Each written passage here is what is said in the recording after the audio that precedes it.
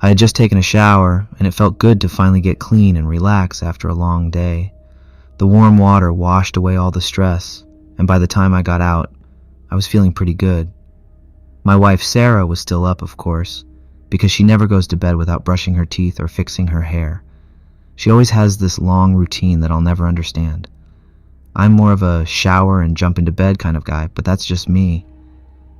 Anyway, after I got out of the shower, I dried off, threw on some boxers, and laid down on the bed.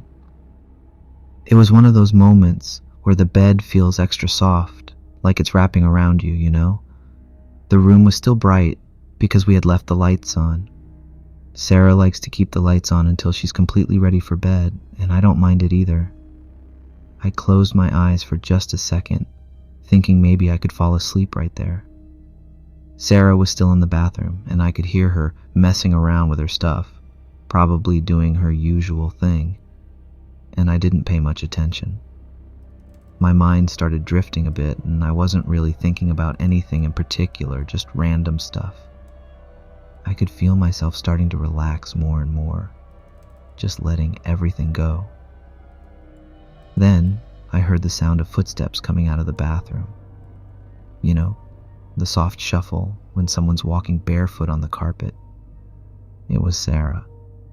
I could tell because of the way she walks, kind of slow and deliberate, like she's always careful not to make too much noise. I smiled to myself and figured she was finally coming to bed. I kept my eyes closed, just lying there, waiting for her to climb in next to me. I felt the bed shift a little as she laid down beside me. I turned over and reached out to hug her, pulling her close like I always do when we go to sleep. Her back was facing me, and I could feel the warmth of her body through her shirt. I wrapped my arm around her waist and sighed, feeling comfortable and safe. It was like one of those perfect moments where everything feels right, you know? But then something weird happened. As I was lying there holding her, I heard Sarah's voice from the bathroom. "Hey babe, can you hand me a towel?" she called out. I froze. My eyes snapped open, and I just stared at the ceiling for a second. My heart started pounding in my chest, and for a second, I thought maybe I had imagined it. But no, I heard it again, clear as day. She was in the bathroom asking me to get her a towel, but I was holding her, wasn't I?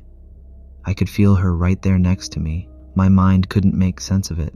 I tried to think, but my thoughts were all over the place. I felt my grip on her waist loosen, and I pulled my arm back.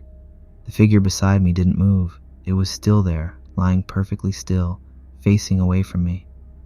For a second, I thought maybe I was just hearing things. Maybe I was tired, and my mind was playing tricks on me.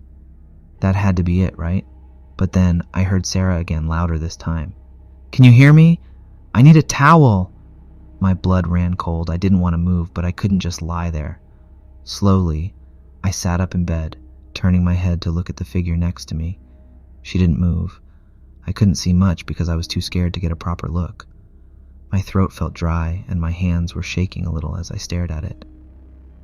"Sarah?" I whispered. My voice came out shaky, almost like a croak. No response. The figure didn't move, didn't make a sound. It just lay there.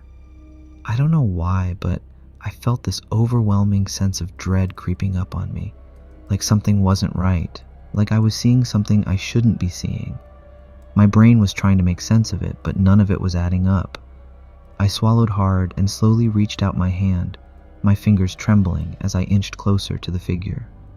I was afraid to touch it, but at the same time I had to know. My fingertips brushed against the back of the figure's shirt, and I immediately pulled my hand back, my heart pounding even harder. It felt wrong. I don't know how to describe it, but the texture of the shirt didn't feel like fabric anymore. It felt cold, unnaturally cold, like touching ice. But that didn't make sense. I was hugging her just a second ago, and she felt warm. What the hell was going on? Just then, I heard the bathroom door creak open. I turned my head quickly, my eyes wide as I saw Sarah step out of the bathroom, towel in hand. She was looking at me with this confused expression on her face, like she had no idea what was happening. "Never mind, I just used an old one. Why are you just sitting there?" she asked, her voice breaking the silence. I couldn't speak. I just stared at her, my mind racing, trying to process what I was seeing. If Sarah was in the bathroom, then who or what was lying in the bed next to me? I slowly turned my head back to the figure, but this time there was nothing there. The space beside me was empty. No one, just the covers, neatly spread out like no one had ever been there. My heart was racing now, and I felt like I couldn't breathe. I scrambled out of bed, nearly tripping over myself as I stood up. I looked at Sarah, who was still standing there, completely unaware of what had just happened. "There was someone," I stammered, pointing at the bed. "I swear, there was someone lying right there." Sarah just stared at me like I was crazy. "What are you talking about? There's no one here but us." I couldn't believe it. I knew what I felt. I knew what I saw, or thought I saw. I wasn't imagining it. There was someone in that bed, and I had hugged them, thinking it was Sarah. But now, standing here, I couldn't explain any of it. The room was empty, just the two of us. I couldn't sleep. I kept looking at the bed, half expecting that figure to show up again. But nothing happened. Sarah fell asleep without a problem, like nothing was wrong, but I was on edge. Every little sound making my heart race. I must have dozed off after a while. That night, I had this dream, or at least, I think it was a dream. In my dream, I was back in the same bed. The room was exactly the way it always was. Still bright, the lights on, everything in its place. I remember feeling strangely calm, like I knew I was dreaming, but I couldn't wake myself up. It felt so real, though, like I was actually lying there in bed, the blankets pulled up around me, the familiar softness of the mattress beneath me. I don't know how long I was lying there in the dream, but after a while I heard footsteps again. They were soft, slow, almost like someone was being careful not to wake me. My heart started to race, just like it had when I thought Sarah was beside me, but this time I knew it wasn't her. I couldn't see who it was, but I could feel the presence in the room. It was like the air had changed, grown heavier, like something or someone was coming closer. And then I saw her. This strange woman walked into the room. She was tall with long dark hair that hung loose around her face. Her clothes were simple, a traditional black dress with blue trim. She didn't say anything. She just walked over to the bed, calm and slow, like she belonged there, like this was completely normal. I couldn't move. My body felt like it was glued to the bed, frozen in place. I tried to lift my arms, to sit up, to do anything, but I couldn't. It was like my whole body was paralyzed. I just lay there, helpless, as she approached the side of the bed.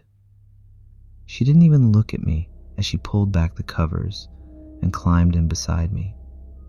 It felt so real, the way the bed dipped under her weight, the way the blankets shifted as she settled in. She lay down facing away from me, just like she had done that time.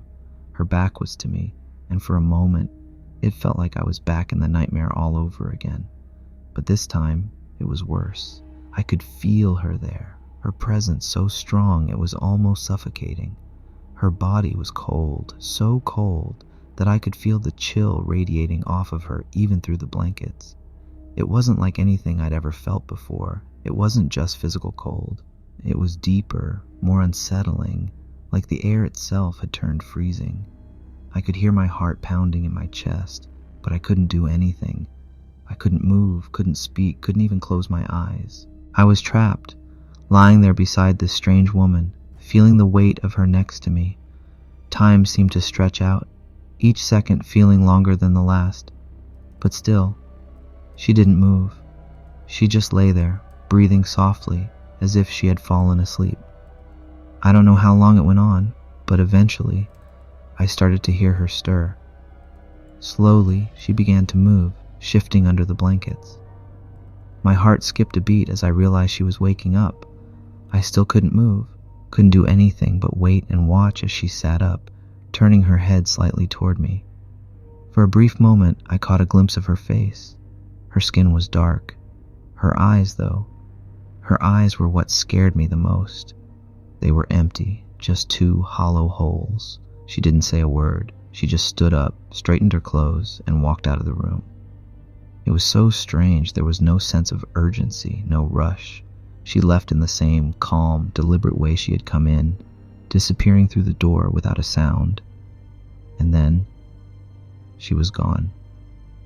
Just like that. When I woke up, I was covered in sweat, my heart racing, my whole body tense. I sat up, looking around, expecting to see something, anything that could explain what had just happened. But there was nothing out of place. Everything was normal. Sarah was still asleep beside me, completely unaware of the nightmare I had just experienced.